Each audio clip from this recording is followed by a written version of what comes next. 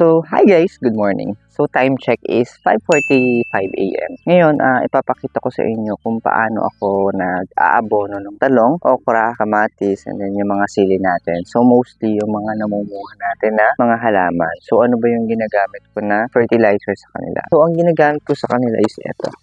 Meron ako dito yung Complete 14, ginagamit natin yan. And then, at the same time, kasabay ni Complete 14 yung potash. Ginagamit na fertilizer ko sa kanila ngayon para yung bulaklak nila dumami, and then yung bunga nila lumaki, and then tumamis o magkaroon na o sumarap yung bunga nung. So paano ba yung pag-apply ko ng fertilizer? So the same with the urea, yun yung vlog natin before. So ang ginagawa ko sa kanila is gamit yung 16 liters ng balde natin. So, lalagyan natin to ng water. So, i-dissolve ko lang din siya. Ang mixture natin, isang lata ng Complete 14 na ganito, then isang lata rin ng potash, i-dissolve sa 16 liters ng water, and then yung application ng fertilizer natin is isang cup, ay isang lata din ng sardinas kada plant. Application naman natin is every week, once a week. So, ngayon, mag-dissolve na tayo ng fertilizer natin dun sa 16 liters ng water.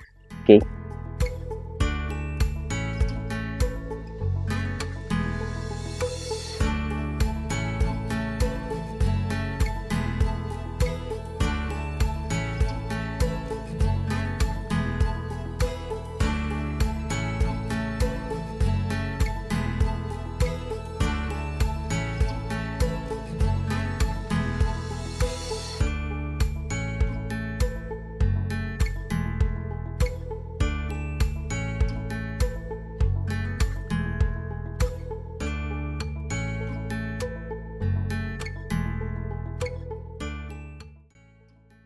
So, ito na yung mixture natin. So, once na dissolve na natin lahat ng triple 14 and then at the same time yung potash, so ready for application na sila.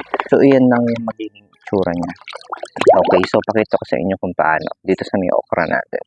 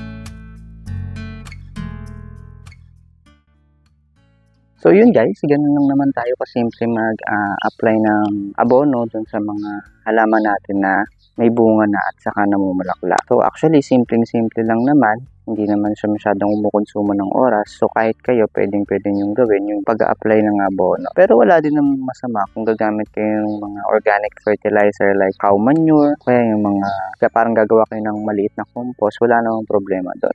So far ngayon ako hindi lang ako makagamit noon kasi nga wala akong mapagkuhanan ng cow manure. So pero before gumagamit din ako noon. Pero sinasabayan ko pa rin yung ganong klase ng fertilizer. So para mas healthy yung mga plants natin. So yun. So sana may natutunan kayo for today. So until next vlog ulit. Okay. Thank you.